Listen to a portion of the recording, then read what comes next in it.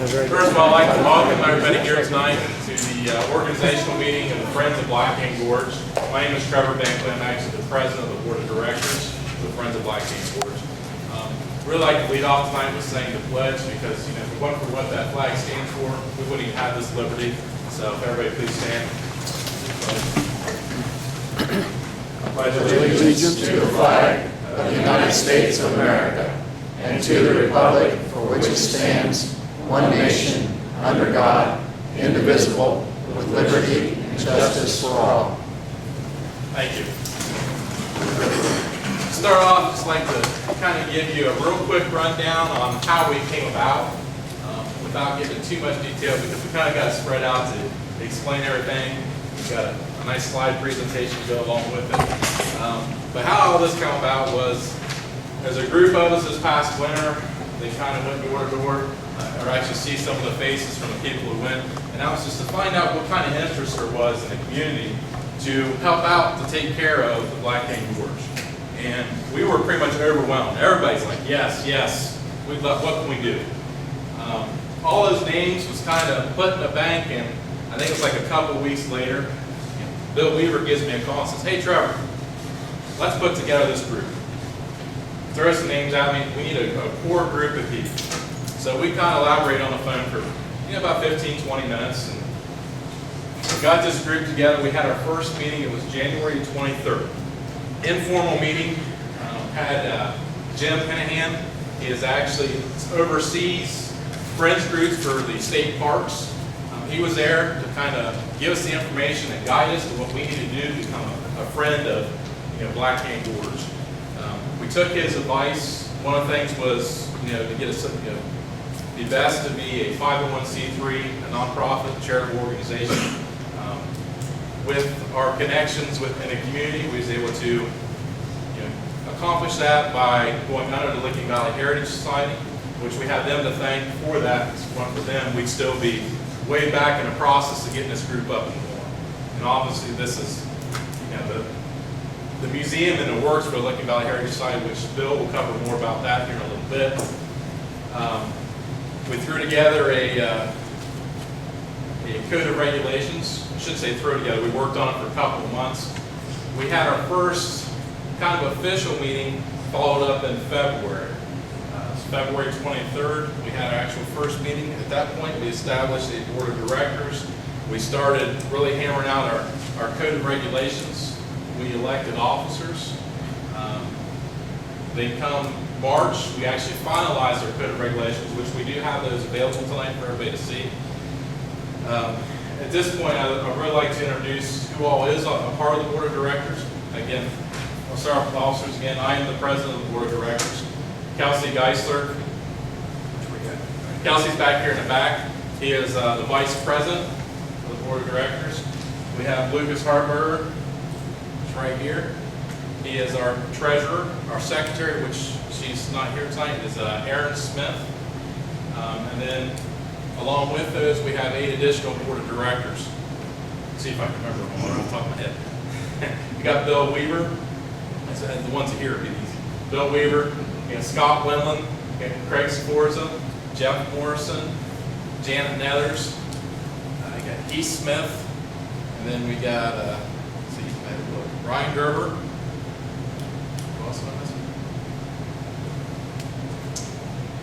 Actually, He will be coming. He's on the highway department, and they had trees down the back of that.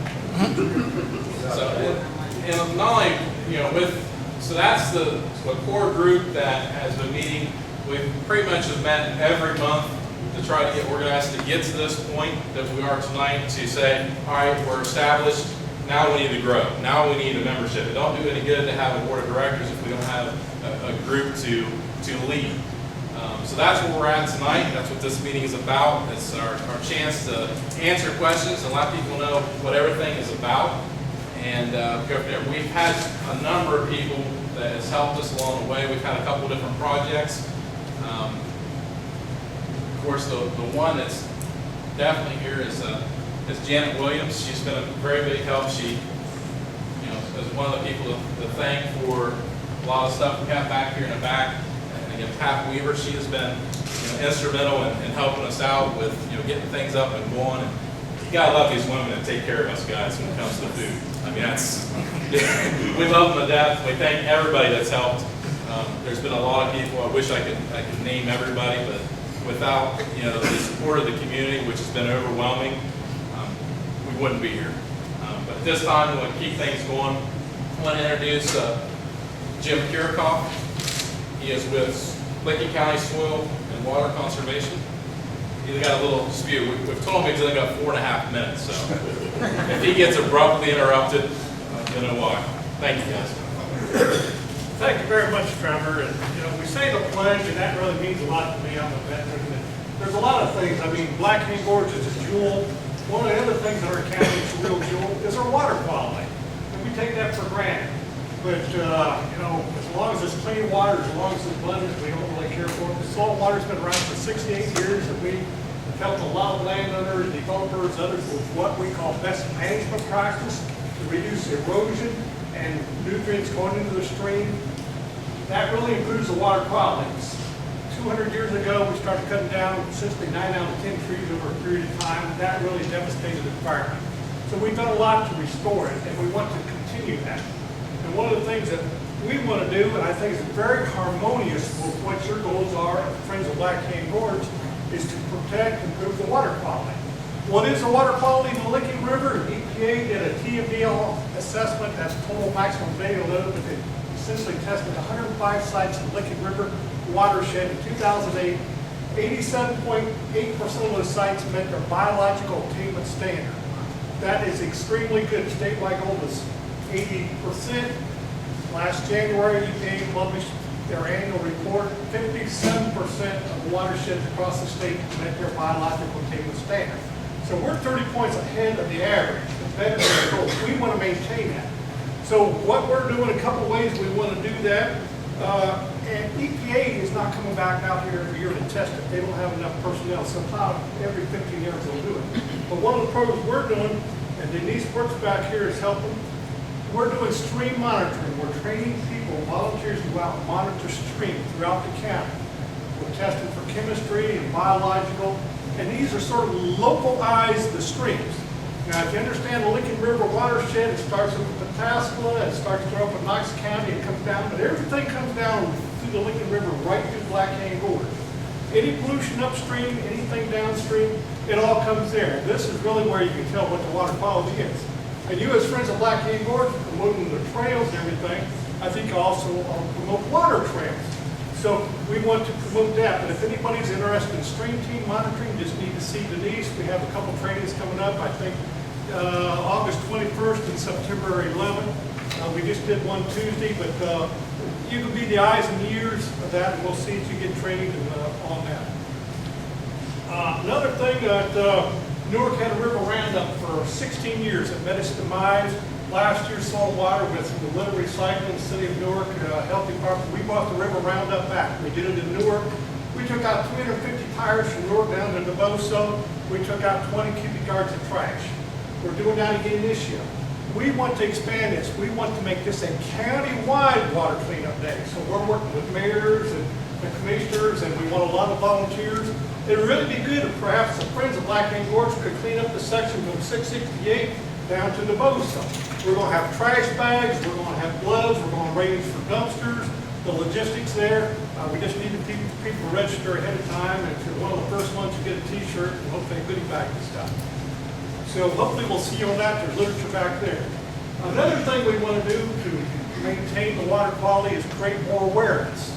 So we wrote a grant to the Division of Watercraft. We actually have 8 canoes and 8 kayaks, and we got to do boater safety education, which we want to do at the fair. But back in June, I think it was June 11th, there were some of the people here, a couple of friends, and some other elected officials floated down from 668 through Blackhand Gorge. We facilitated that, okay?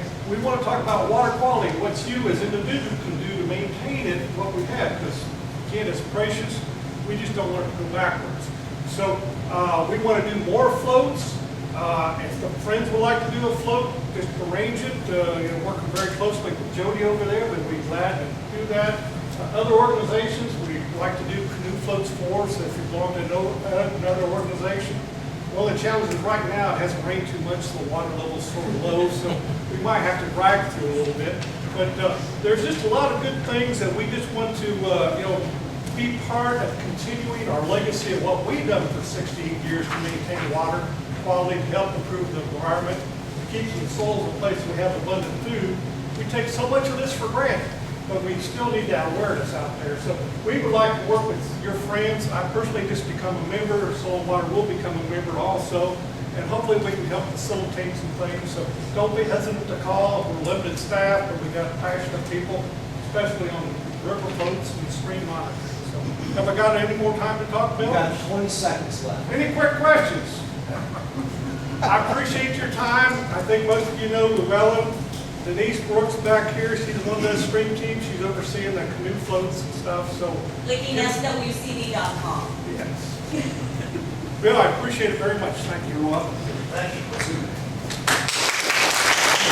Public safety education, we want to make sure we're safe out there too, so that's part of the grant.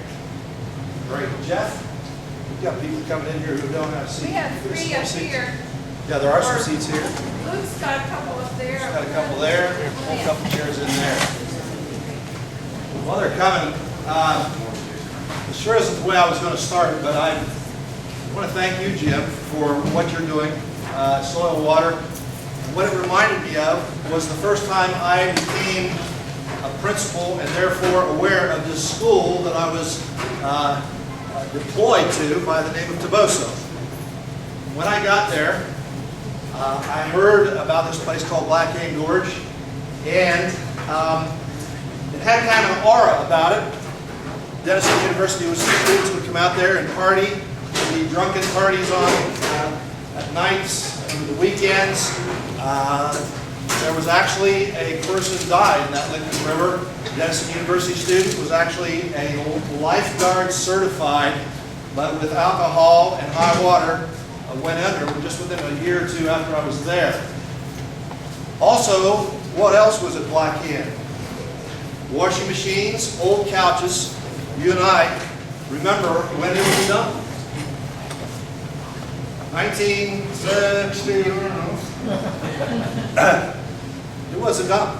Why? Because it was this ownership was kind of all messed up, and it was a good place to bring your stuff, and tires were laying in the canal locks and so on.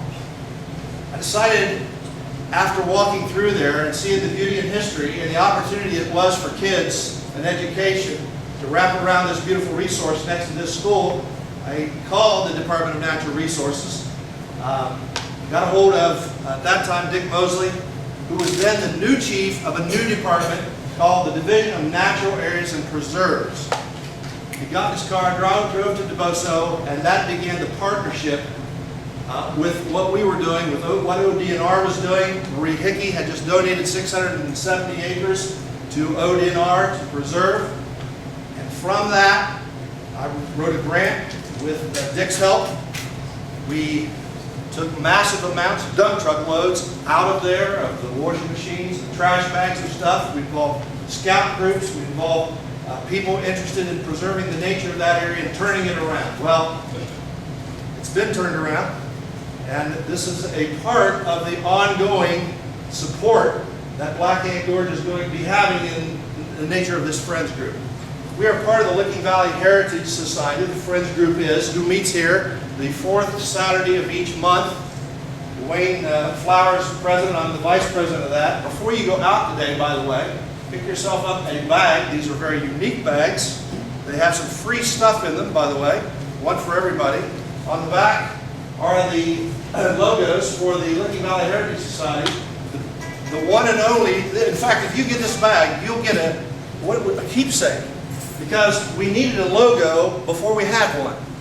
So this became the logo for this bag only. And years from now, exactly, an heirloom worth who knows how much. And then Flint Ridge, who we also partner with. Licking Valley Heritage Society has been instrumental in helping us get on our way.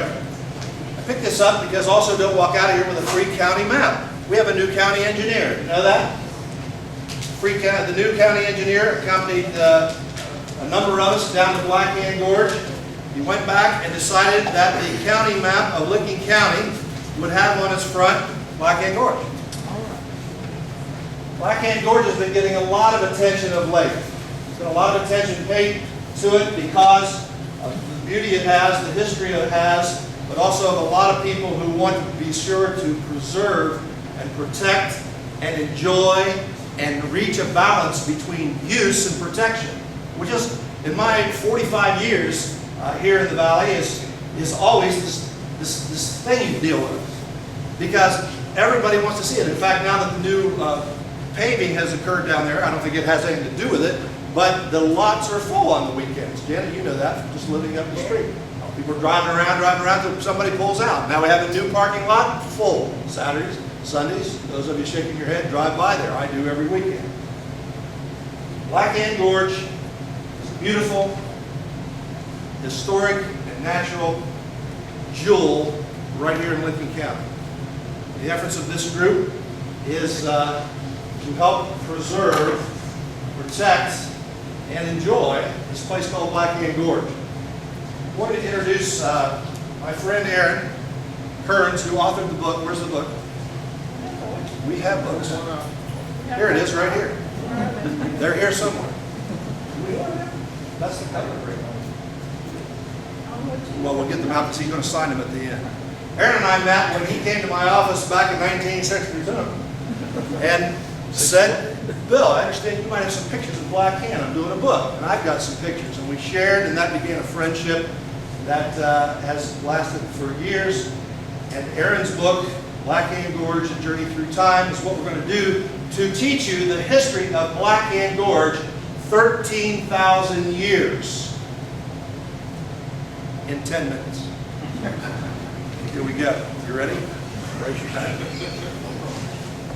The ancient people. So now, I teach a course called Begin with the End in Mind. So this is the end. You know, we go down to Blackhand 2012, and what we're going to say about that, then we'll all have cookies and crumpets and sign up for some volunteering and some things we'll tell you about at the end. The ancient people that came here to Licking Valley came here for a couple of big reasons. My wife and I were down here at the cottage restaurant here this spring, and there were some hunters. It was full of hunters. There were hunters from North Carolina. There was hunters from Georgia. They had come up here to hunt the deer of Licking County. My wife and I had just been through a walk through Blackhand and took the picture of the biggest rack deer I've ever seen in my life. It's in Blackhand Gorge. But if it wanders off, you know, I guess. And I heard them talking about their day and the sightings they had. And so I had my camera with me, and I just got up from the table and said, hey, I understand you're from Georgia and you came up here to hunt. Is this what you're looking for? Are you kidding me? That's a 14.2 on the Roebuck scale, or whatever that is. What's it called? Hope and Young. Yeah, Hope and Young scale. I said, well, it's wandering around over in the preserve. Deer in Licking County. Why did Licking County get its name? From the deer licks down where I live, Clay Lick. If you go over there farther, you've got Black Lick, which attracted deer. And when you attract deer, you attract people to deer 13,000 years. Those 13,000 years, they came here to get to the place of the Blackhand, which was right there on the rock pointed to. A place called Flint Ridge, which my wife and I are currently site managers for. I said that nicely. My wife is the site manager. I'm the assistant to the site manager. We're open every weekend. At Flint Ridge, there are over 1,000 pits dug by those ancient people for 13,000 years. During the course of time that I took the tours up onto Council Rock and around Blackhand Gorge with students who then taught other students, we started that program back in 1967, and that program had our students guiding kids from between 500 and 1,000 kids a year through Blackhand Gorge. Bus after bus pulling up with our students, guiding them through, and some of you are in here shaking your head because you were a guide at the time. One time I was guiding a group up there, and I leaned over and looked. There was what is called, I now know, a pentagonal point from Flint Ridge. Flint. 8,000 years old. 6,000 years, 2,000 years ago, when Christ was over there, these ancient people were here building the largest geometric earthwork in the world. We just had a busload of archaeologists from Europe, 10 of whom live within 10, 15 miles of a place called Stonehenge. You ever hear it? Walk into the museum at Stonehenge, and there it is, a picture of the Newark earthworks. The largest geometric earthwork in the world. They had to eat. And to eat, they had to come to Flint Ridge. And they had to bring their flint here and take it right up there on Council Rock and nap it into arrowheads to eat, provide clothing and shelter. There you go, 13 years and 2.5 minutes. Oh, by the way, along came this thing called the Ohio Erie Canal. First shovel full of dirt dug out near Kaiser Aluminum. That began a canal here which built this towpath where mules walked across here pulling boats. And from this point, I turn it over to Mr. Aaron Kearns. Well, I don't like following Bill. He's so animated. He's going to have to follow you back. Yeah. I'll clean up. I like from the back of it. So I'm supposed to talk about the history from the canal era to today, I guess, in 7 minutes or something. That's right. I can talk real fast and leave a whole lot out. This helps orient people if you're not real familiar with the gorge. Let me say this first. This is the Licking River, what we call the Gorge area, about 4 miles from Clay Lake to Hanover, Boso. And this represents Blackhand rock is over here, and this is the tunnel where the interurban went through. Over here's the deep cut where the railroad went through. So this kind of helps you get oriented. This is the Boso up here. What we talk about first is the canal. The canal, let's see, I think we got some, the area in Ohio Canal connected Lake Erie to the Ohio River. This one over here.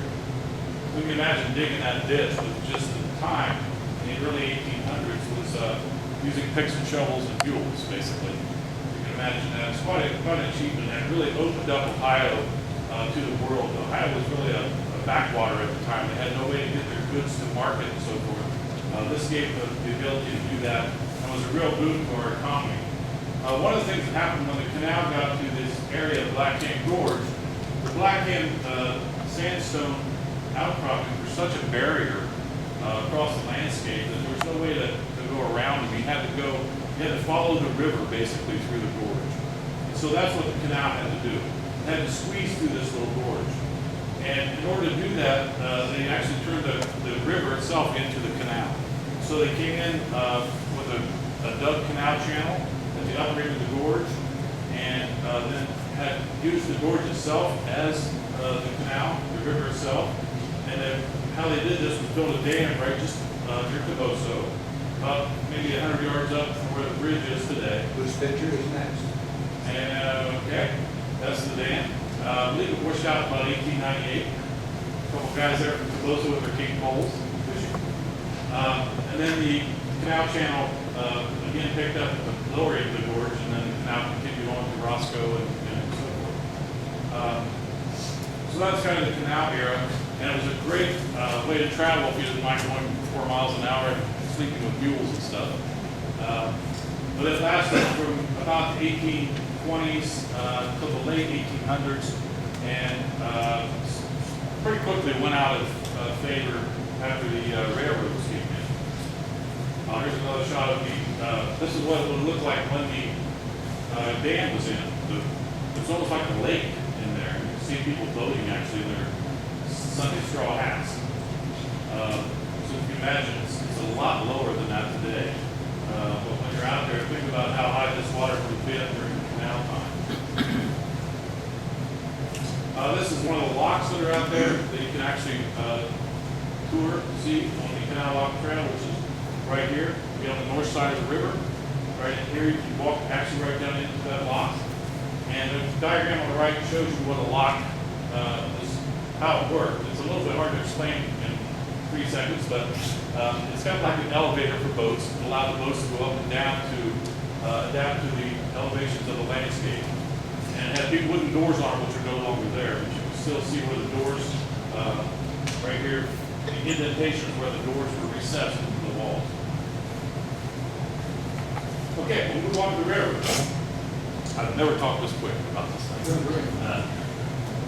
The railroads came through Blackhand in 1850, and they had the same problem that the canal had. In order to get through this area, they had to follow the river. There's just no other way. Whoa. So, as I said earlier, the canal actually used the river. Well, the railroad came in and was on the south side of the river. And when they got here, there was this huge block of sandstone, basically about 700 feet long and 60 feet high. There was no way around. So they had to go through it. That's what we call the deep cut today, or the railroad cut. And this is now the bike path. If you're out there on the bike path, that's what this railroad track here represents. It was originally the Beano Railroad, or the Higher Railroad. And now you ride right through that deep cut. And you might ride through it and think it looks almost natural because it was actually done with dynamite. I'm sorry, it was done with black powder before dynamite was invented. So the rocks broke in fairly natural ways. So we got here. This is a picture of the deep cut right here with a steam train going through. And I've talked to people who remember this as a kid. The steam train's coming through Blackhand. You can hear it rumbling through the gorge. Well, wherever you have a train, you have wrecks, of course. This one was taken in the 1940s. It was actually taken by a friend of mine. He was a kid at the time living in Toboso. He heard it and ran down there with his camera. And see, he just got there soon because the steam still coming out. But it's a pretty serious collision. It's actually head on. Where at on this map was this wreck here? The wreck, right around in here, between Toboso and the deep cut. Here's another wreck that took place also in the 40s. These 44 and 46, I can't remember which was which at the moment, but this is a real interesting wreck here. They had to bring in 4 cranes. You can see the 4 cranes from different places. Some came from local, one came from West Virginia, in order to get this massive engine back up on the track. In fact, it became kind of a spectator sport. People actually camped out on the sandbar to watch this happen over a period of days. And there was so much strain on these cables that one of them snapped and broke the leg of one of the workmen standing there.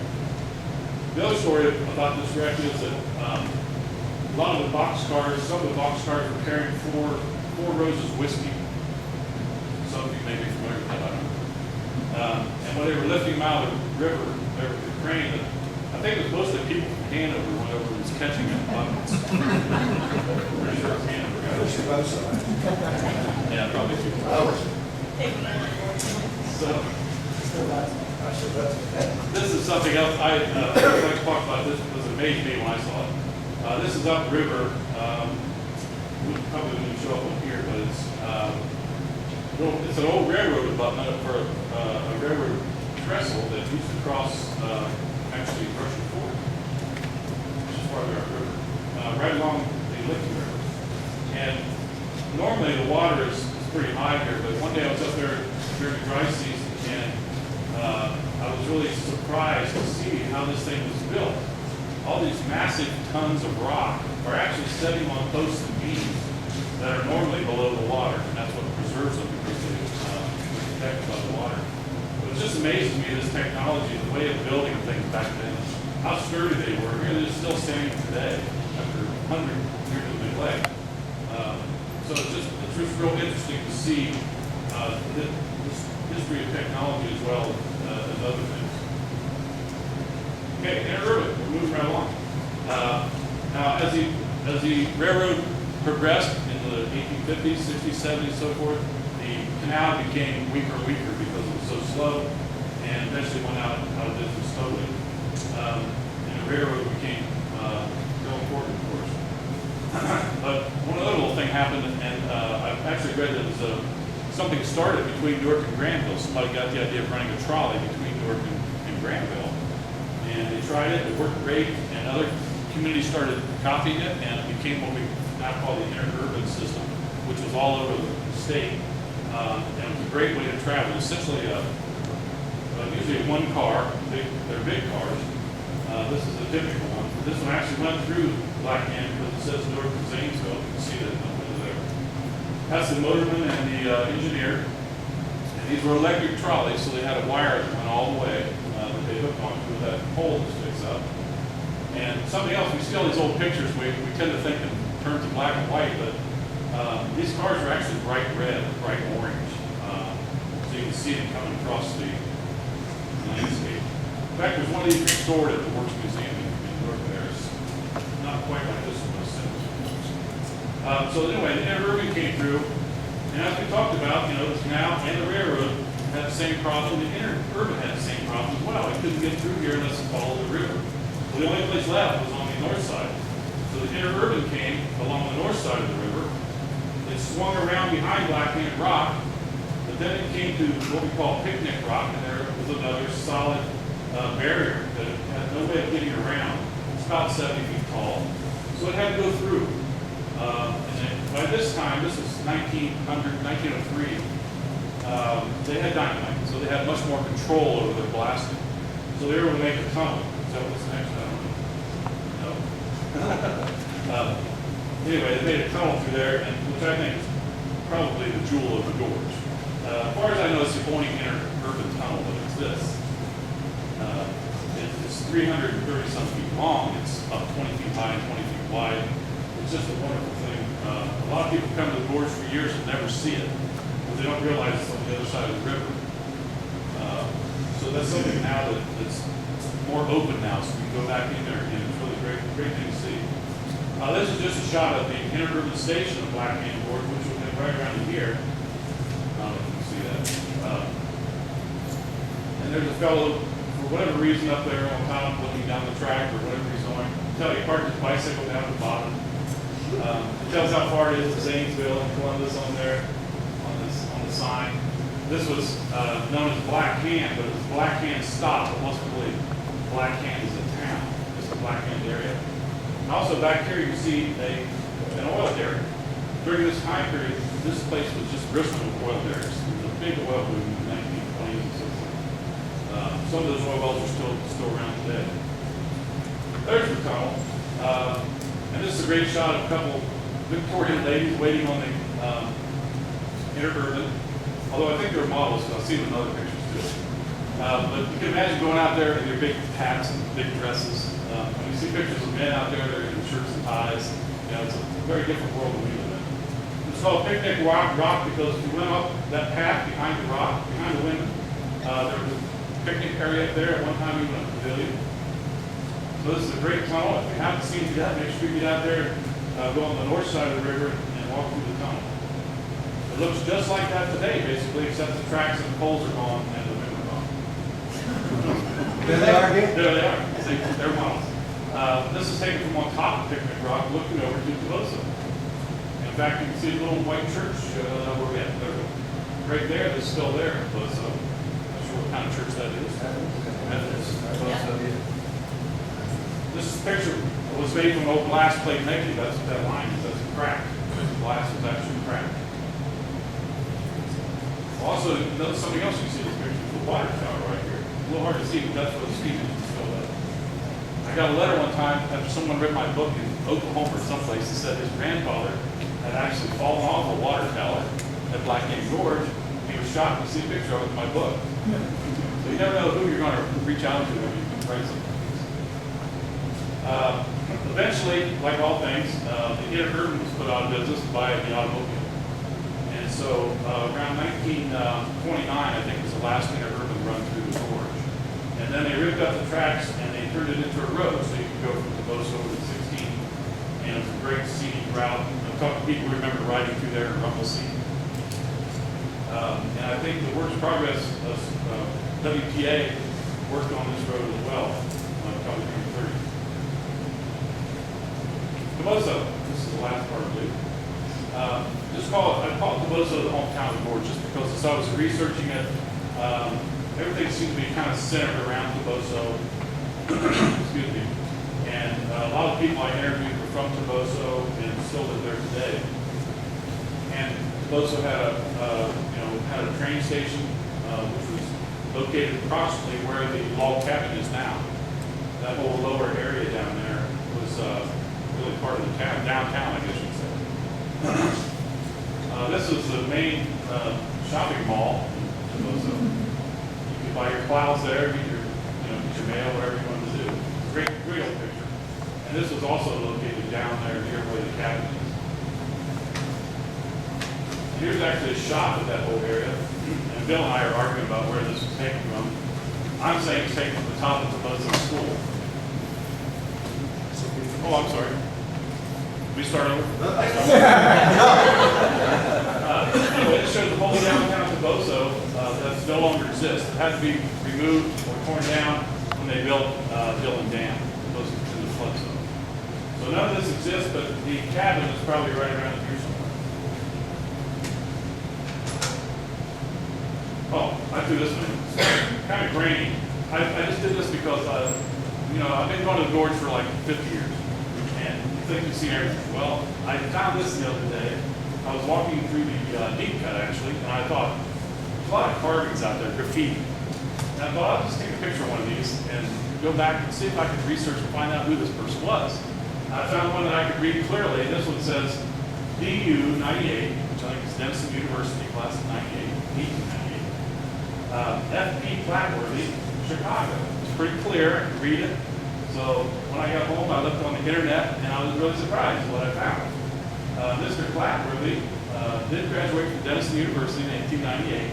Then he went out west on a bicycle. He rode all around the west on a bicycle, and eventually became a very well-known photographer out there. In fact, if we lived out there around the Rockies, we'd probably know his name, because he took many of the early pictures of the Rockies area that are still really cherished today. So he was a real well-known photographer. And to find out that he had visited Blackhand Gorge when he was probably a student or maybe slightly after.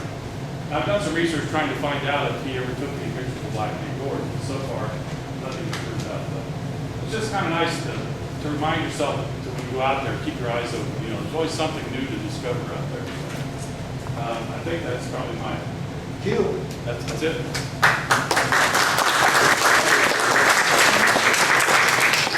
13,000 years, a little over the time.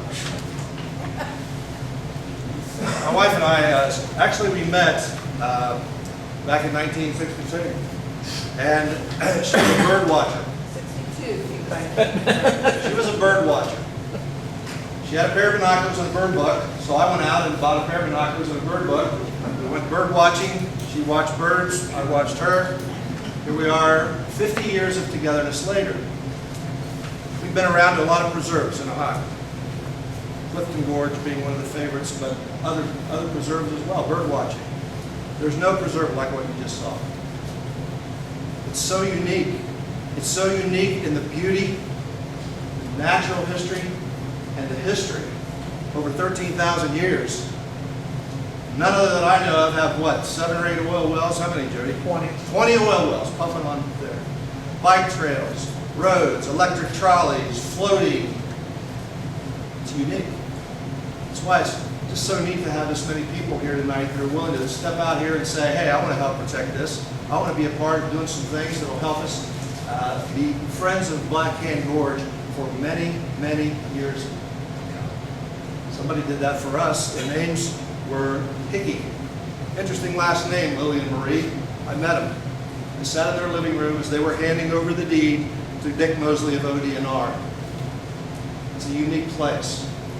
I want to look at a few things here. Since the preserve started, we've had 7 nature preserve rangers.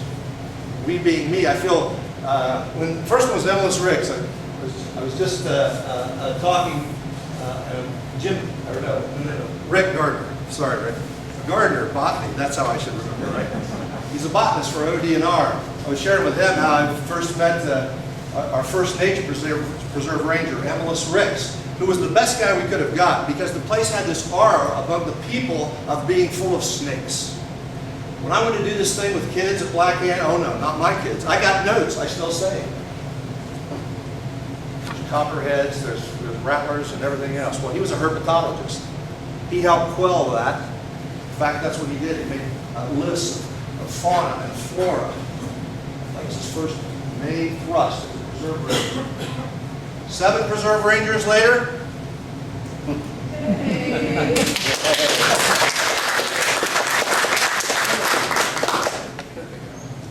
Jody Holland comes on the scene. A local guy pastoring the Old Stone Church down the way. A guy that has a real passion, as all of us have over the years, for the preservation and yet the use and balance of Blackhand. So, before this Friends group, I want Luke to stand up because we have a web page. Talk a little bit about that, Luke. You have a minute and a half. Go ahead. Well, back when I was so I was running along the bike path. I'm an avid runner in the area. And I was running along the bike path and I ran into Jody, and he gave me this whole idea of putting together a friends group as well. He got me excited. But one thing that we were missing was a way to kind of share with the people what we were about, what we do. This friends group was all new to me, so I had to do a lot of learning myself.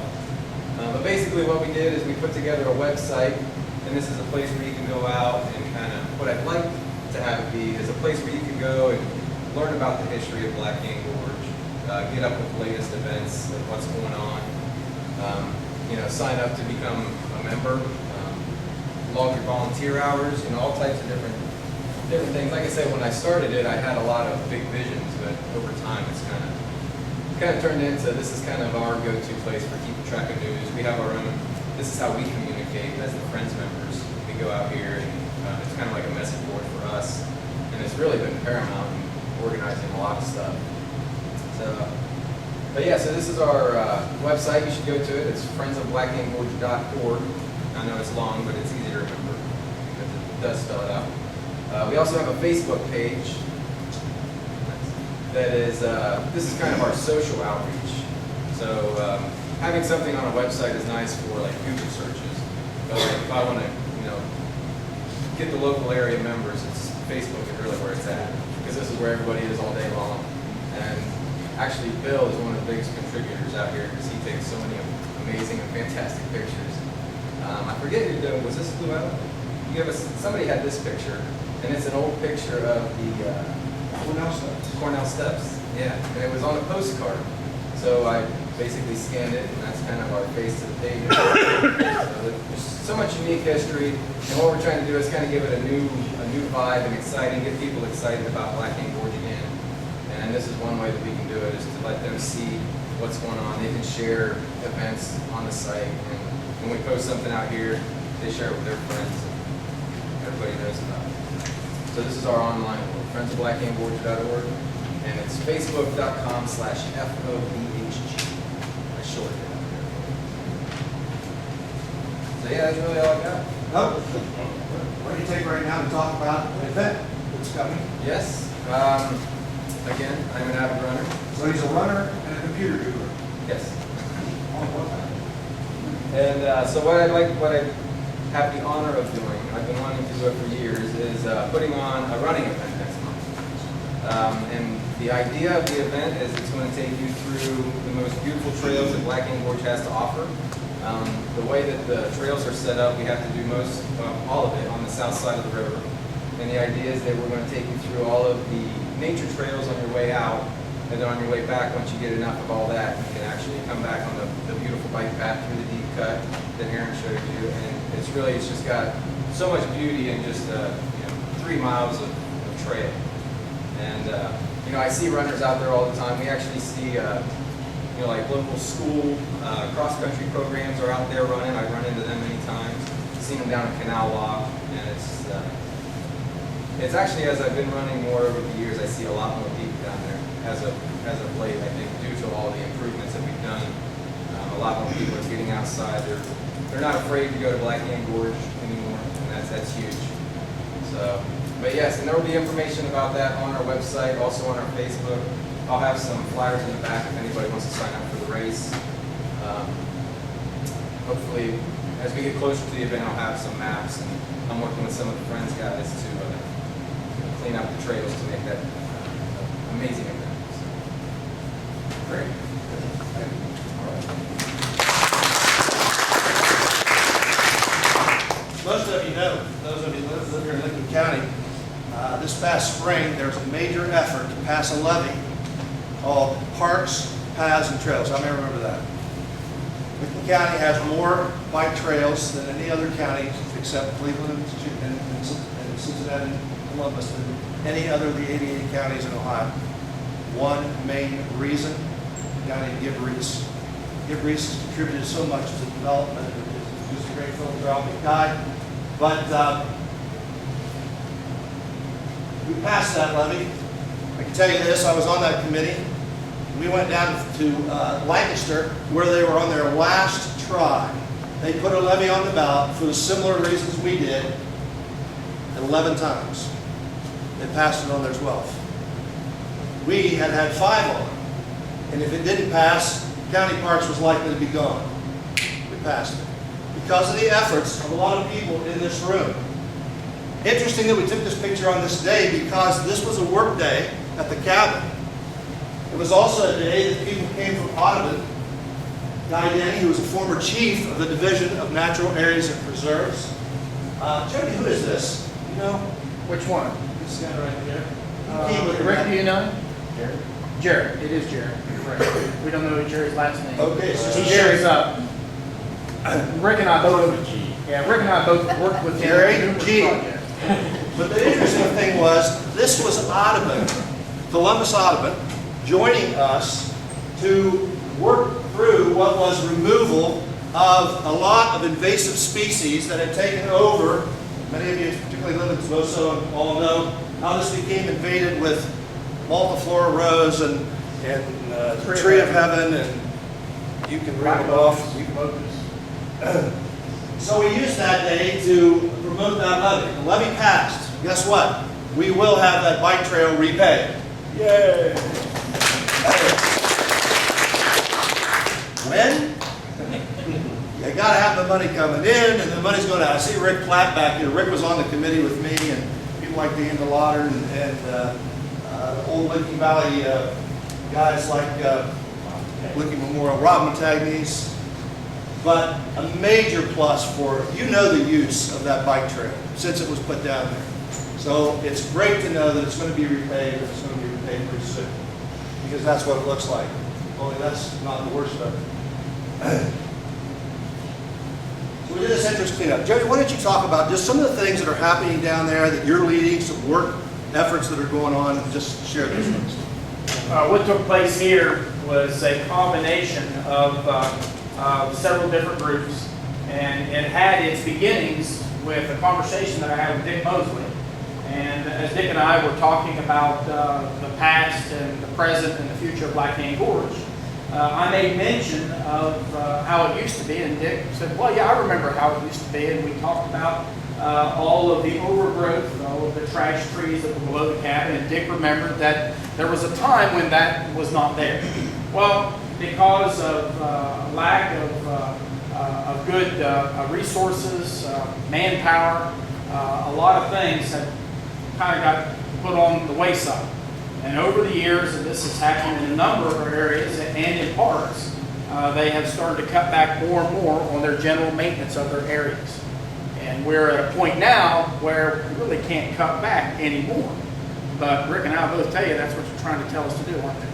Cut back a little bit more and more. So we are very dependent on people like you, the taxpayer, to partner with in order to maintain at least what we have. Sitting at Bill Pat's table, one evening, and Dick Mosley called me.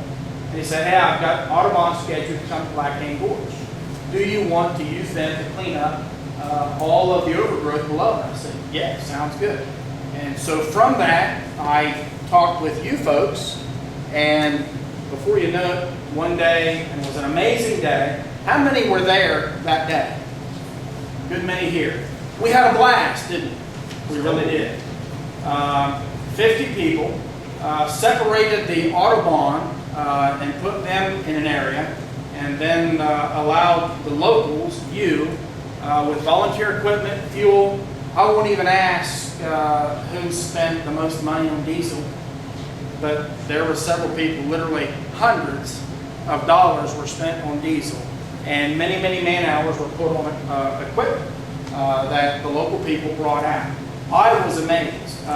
Guy Denny stood on the porch and he just shook his head. He said, I cannot believe the passion that has been generated here and what's taking place here. So Guy was amazed at what was taking place. And so we were able to clear that. And again, it was an attack on invasives. And it's, if we leave it unmowed, we have a black locust just popping up. And you've seen it, haven't you, Jenny? Driving by, you see it.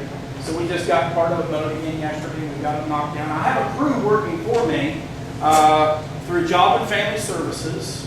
I was able to acquire, Joy Padgett was able to acquire a grant whereby she was able to supply me, well, the work crew now is up to 14 or 15.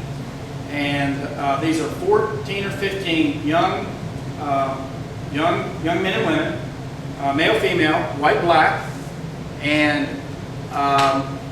country, city, combination of young people. And I have a history. I used to work with the CCC where I worked with young people on a daily basis years ago, and I loved it. I got knocked out of that due to budget cuts. I have had a blast in the last couple of weeks working with them. You talk about young people who have they've been infected. And that's the term that I use. You get infected with Blackhand Gorge. It gets in your blood, it gets in your psyche, it gets in your being. And I don't know what it is about it. I got chills just talking about it. It gets to you. Well, I tell you what, we have 15 to 16 young kids, 18 to 24, who are infected, I tell you. I was not there yesterday or today. I was on vacation. I left them with a project to work on, and then I went and prayed that nothing would happen. And nothing did. They have worked their butts off in the last couple days, and they have done a fantastic job. We have widened trails. We have picked up a lot of brush. I had them, storm came through, and DNR, parks, do you need any help over there, Jody? Nope, don't need any help. Resources are few and far between. I've got the crew. I've got the Gorge crew. And those kids took care of it. Let me tell you just a little bit about the significance of these 18 to 24-year-olds. As I get to know them, and this is the next generation, Aaron. This is the beginning of a next generation. As I get to talk to the kids, I find out a little bit about their background and where they come from and where they're going. So I talked to this one young fellow. I said, hey, what's your story? And he says, well, I'm going to college, Kent State. Oh, really? Wow, that's great. What are you studying? And he said, pre-med. I go, okay, that's cool. And here he is out there working like a dog, and he's got the brains to go into pre-med. He's having a blast. He may have a career change. I don't know. You never know. But another young lady that is working for me, a young black lady, young black girl from Newark. She went to Newark, and I'm asking her, what's your story? And she said, are you going to college? What's your education aspirations? And she said, well, political science, which, that's neat, political science. And so I said, really? I said, and she's going to Howard University. She's going to be a lawyer. Now, can you imagine someone in Washington, D.C. infected by Blackhand Gorge, and she's an attorney and a lawyer. And so I've had a blast working with them, and you folks, thank you for your passion and your enthusiasm and your attendance here this evening.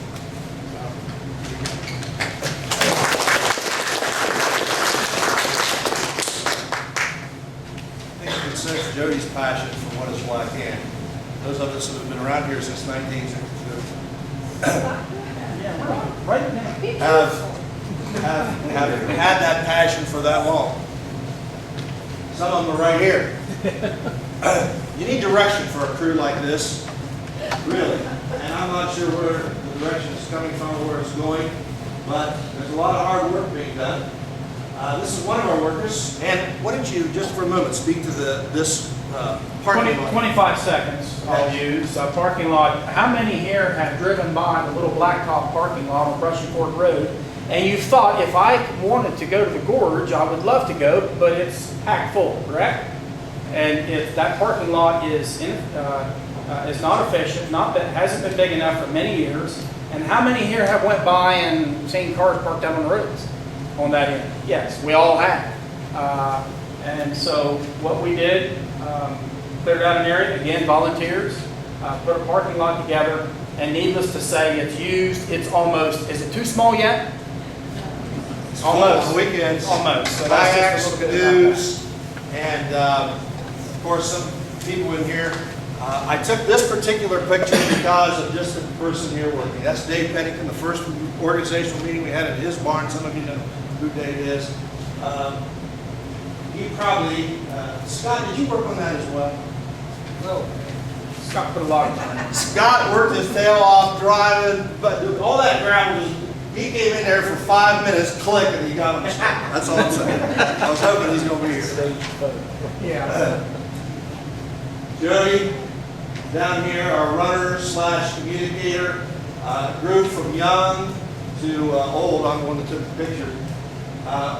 Working down there to clear paths for the, you can go back there, I'll go back there, but when we're clearing these paths, trees down, getting from one place to another, things, trails that were overgrown, and trees fall, that's where volunteers have stepped up to do all that.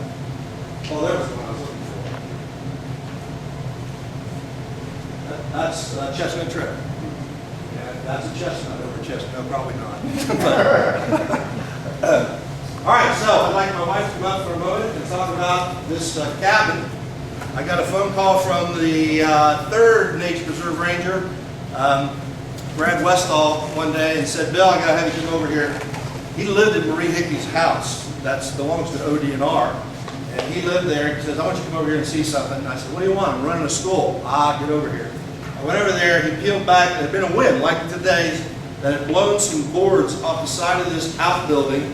And there they were, logs, preserved by the clapboard siding, all wall-boarded inside. The mayor, Mayor Fullen, Jim Fullen, those of you know him, lived in this, never knowing it was a log cabin. So through a lot of work, we got it over here. And we want to do some things with that. Yes, thank you, Jennifer, for this picture. I just love this picture. It's just, I just love it. At any rate, how lucky are we to have this cabin? It just, when you come across that bridge and you look up there and you see that cabin, it's just fantastic. And I've been in love with this cabin ever since we put it there. I dreamed about this cabin. I had visions of what I'm doing with this cabin. In fact, I thought Bill and I should live in this cabin because the school was right there. He could just walk to work. We could get rid of all the junk in our house and be real simple. It sounded good to me, but it didn't happen. So they kept it for the Gorge anyhow. And as you know, it needs a lot of restoration. Windows have been knocked out. Roof, you can see the sky through the porch. As you can see here, these boards are gone now, thanks to an Eagle Scout. Nathan McCallum is his name. We now have nice new rails on this porch. We have a new floor on the porch now, and I think we've got new windows on the way, and the roof too. Is that part of it? Not yet. Not yet. We're hoping that happens tonight. Okay, so we have new windows on the way. There you go. Keep going. There's no plan for it to happen. We just hope it does happen tonight. Yes, and we'll have the windows too, because there's, lots of been thrown to that, vandalism and stuff. And so, I wanted to step inside the cabin here for a minute. This isn't what it is now. Of course, we've got stairway here. We've got this, only ours comes down from this way to that back corner and that door.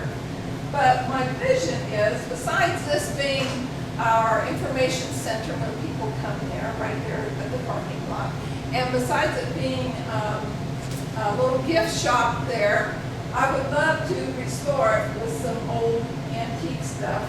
We have a beautiful fireplace at the one end.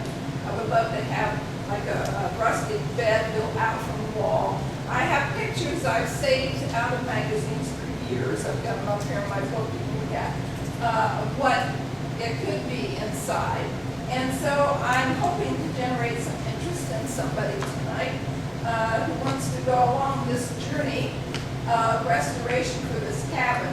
I think when people open the one door off the porch and walk in and see furniture like it used to be, I don't know if any of you have been down through Tennessee and Cades Cove, down in the Carolinas and the Smokies.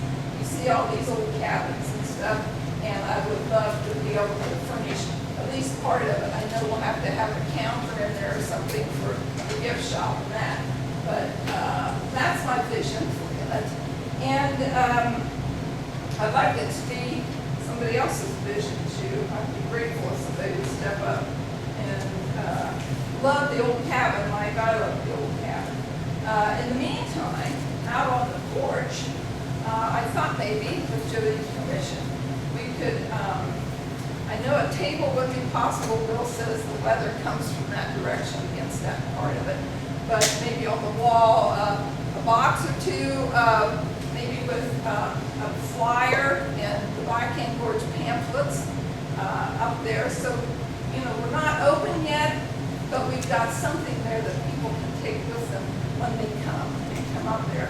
Even maybe a sheet with projection of what we hope to get done there and what we hope things are going to look like, you know, by next year, hopefully.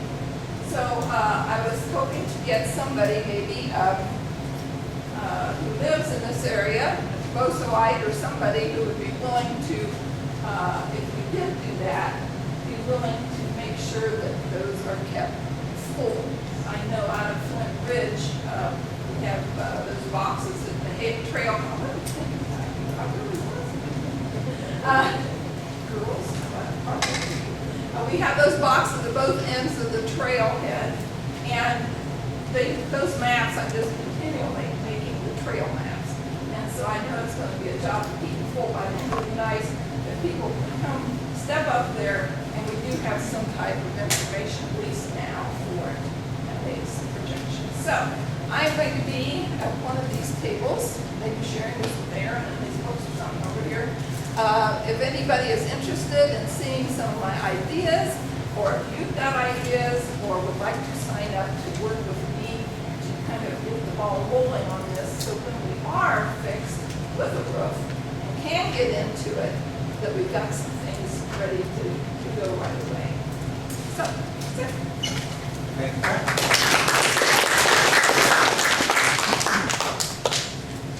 I want to go back to this just for a minute, just to make a point. In fact, this is our code of regulations. You each get one of these before you leave. I'm sure you'll go home and read it end to end. But I want to read our mission, Friends of Blackhand.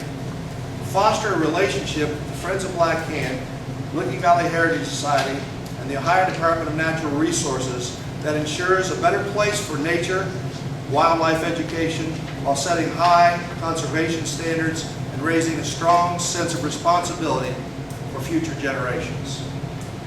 That's been the goal from the beginning. The first call I made to a guy named Dick Mosley, who, by the way, and I'm talking about partnership here with ODNR and Friends of Blackhand working together in this, because Dick Mosley said yes, and I'll be a part of it. And he came down here and shaved shingles for that roof. And I'm going to mention this, Jody, I'm going to mention this, but just a week ago, we had the director of the Ohio Department of Natural Resources take a trip through Blackhand Gorge. Jim Zerringer. Zerringer. That was on Tuesday. Yes. Got to talk with him about our plans and what we want to do and the preservation and how important all that is. And I really am happy to see this many here. We're going to preservation and protection. We know the importance of this area, and we know the importance of preservation. And whether it's botany, Rick's realm, or whether it's the bald eagles, watch this. How many of you in this room have seen a bald eagle around Blackhand Gorge? Raise your hands, take a look. Why? Because we've now fledged out of 3 separate nests along Blackhand, probably 14 bald eagles. Yeah, from the first nest clear in town to the ones out here. It's about restoration. It's about protecting an area that is of great. It's a jewel. It's a jewel of Licking County. I'm going to meet with somebody. I'll be right over to that table. Anybody that wants to become a tour guide for groups that are coming from Blackhand Gorge, I'm going to do a training on August the 8th, I think it is, Saturday. We meet people down there. We're going to take a walk. Maybe I can get Aaron and twist his arm to join me. And yeah, there's right there. And you had your triplets here that day, didn't you? And in fact, oh my gosh, I'm sorry, but we were standing right there. And I was doing what you see me doing like that, and I turned this way, and I said, there's a book, by the way, you can buy, and it's written by Aaron Kearns. And there he was, standing right there. Other activities, as Jim mentioned, canoeing. Anything else from any of you, either board members or Jody, come under the other category? Yeah. Two things that I want to bring up very quickly. If you want to participate, as Bill has been talking about, and I've alluded to, you need to sign up as a volunteer. The volunteer papers are back there. You can sign that paper that makes you legally able to participate as a tour guide, as someone who wants to pick up sticks alongside the trail, pick up trash. We have people picking up trash all the time on the trail. That's why the place looks as clean as it does. And one of the things that people, boy, it's awful clean back here. You know what? I hardly pick anything up. I don't have to because it's all of you people who are walking along. How many here have been walking along Blackhand Gorge and picked up some trash? Yeah. And you're not paid to do it. I'm the one that's paid to do it. Yeah, what are we doing? Yeah, really. So that's... Okay, another thing, and I'm done, is this is a right. This is an evaluation that Parks puts out, and I do believe that a number of you have filled these out and sent these in, self-addressed, postage paid, goes to the chief. If this is how you can express your pleasure or displeasure for what you have seen or hope to see at Blackhand Gorge. Please take one tonight, fill it out, identify yourself if you want, and then mail it in. It means so much. It really does. So what's going to happen, Kelsey, come on up here. We're going to talk about membership. My wife is going to be here. Those of you that have ideas about the cabin or restoration or anything like that, come up here. Aaron's going to be sitting here, hopefully with his books, which we're supposed to have here for him to sign tonight. Yes, I did. Did you bring them? Thanks for pointing out to everybody where the mistake might be. Careful. We've been happily married for 46. But what do I say? Was that your first mistake? That was the first. Bill, can we have general questions from anybody? We will, as soon as Kelsey's done. So that's going to be there. Jody, you're going to be back there on the back end. No, why don't you be up here, right up front? Yeah, because we need people to say, hey, I'll step up. Or, by the way, we're going to have a work day on August the 18th, 2012. We'd like to get as many people out there as we possibly can. There'll be jobs lined up, simple to complex. We need help. So out of this meeting could come another work day with Jody. Licking Valley Heritage Society, I didn't forget. This year's Christmas ball, Christmas in July. I just saw that on Facebook the other day. It is Christmas in July, and this year's Licking Valley Heritage Society ornament, Christmas ornament, has Blackhand Gorge on the ball. And this is a very rare logo you're looking at right here. 1 in 1,000. I mean, the price is going to go crazy. See, Lou, you got some with you tonight? Okay, last thing, membership. Why do we have this meeting? Because we want people to sign up and become members of Friends of Blackhand Gorge. More than having you people step up over here with Kelsey, who will be right over there, We want you to take home brochures, information, and ask other people, people at your church, people around you. That's what I did to get this thing started. I just started calling old guys. That's what Trevor Binkley and some of these folks, just kids that have been trained as guides when they were 12 years old, turn right around and now becoming the people that carry this legacy forward. With that, Kelsey, about membership. Pretty much hit all the points. First of all, thank you for showing up and showing interest in the Gorge. That's a big part of the passion that we all share. It's easy to get people to have that passion. We just need more friends. We need more friends to help get a lot of these projects and things complete. So I'll make this short and sweet. Come back there and see me if you want to help volunteer, donate, become a member. I'll help you. How much to become a member? $15. $15 for a yearly membership. How about her and I? How much? $25. $25. $15 individual annual, $25 for family. That's your annual. Then we have other stages of contributing that we can talk to you more That's about. right. In fact, you can become A life member for, $500. you hear that, Lou? $500, that's your life membership, man. Founding life membership right there. Come see me, please. Can we address what the monetary outcome of how the money's going to be spent? Any thoughts? Gasoline. Yes. Chainsaws. Material to fix the cabin.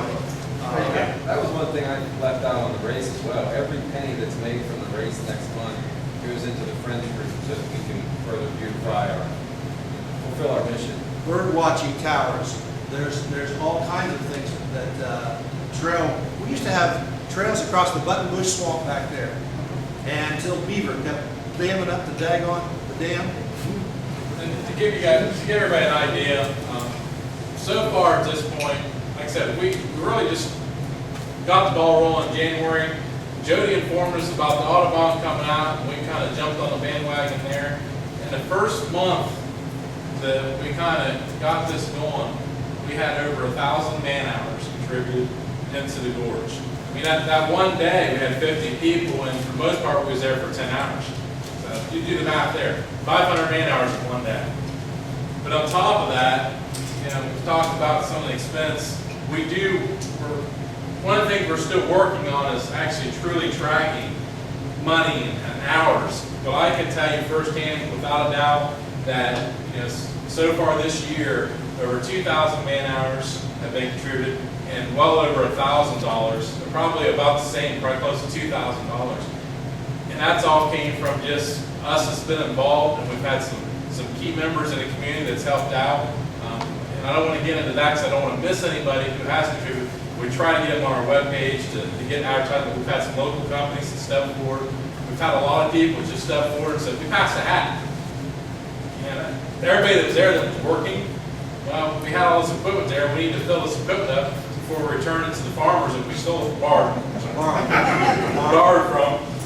And, we literally passed the hat. I mean, so it takes money unfortunately, to do anything. And that's one of the big things that the state is lacking right now. And that's why we're trying to step up and try to, complement the state and help them out where they're falling short in funding. We can't do this because we don't have the money. Well, hey, we can help you out with that. You want this done? We can help you out with that. Well said. Guess what? You don't have to volunteer an hour. We're glad you're just here to hear what you've heard tonight. I can tell you this, my wife and I just had a gal call us 2 nights ago. She says, I saw on Facebook what you're doing out there. I want to be a contributing member. I can't work an hour. Great. Anybody that just contributes that way. One last thing, and then we're going to come to the end of the tunnel. This hadn't really dawned on me until this morning about 3 a.m. when I'm up putting some of this together. I was a principal there at the Goso School for 27 years. I had the privilege of working with all these site managers, with the chiefs of divisions of natural areas and preserves and ODNR. I retired from Licking Valley to Goso Elementary School, and guess what? Guess who bought the building? Guess who sits in my office right now? Kelsey Geist. It's just like handing off this treasure to these younger people that are in this room. And I'm really proud to see it happening. Thank you. The refreshments back there. The question and answers we'll handle individually. Got a question for any one of us? Pat, Darren, memberships back there. Who's up here? Jody. And anybody else? There'll be a race and dress. Oh, yeah, where are you going to be? wherever you want. Back there. So, help with Luke in the upcoming event. Okay? Any questions? I'll be over here as well, like I said, I've got a little bit, as far as our 501c3, all donations for membership and all that are, tax deductible. We're listing as, it's a donation for membership, it's not an actual membership fee. Pick up one of these bags that has the one and only Blackhand Gorge logo right here on the back of it. Thanks everybody for coming, really appreciate it. There is one other thing, we always all left out, just so you know. Up to this point, we've been, like I said, board director meeting, and now we're to that point where anybody wants to come, they can. We're going, the way we've got it set right now, we're going to be meeting the 4th Thursday of every month. It's going to be here at 7 p.m. Next meeting a month from now here. A month from today. Thanks. Tell everybody, we need to get the word out. It goes well beyond the volunteering and the monetary donations, just like Bill said, and Jody says, get people infected with the Gorge.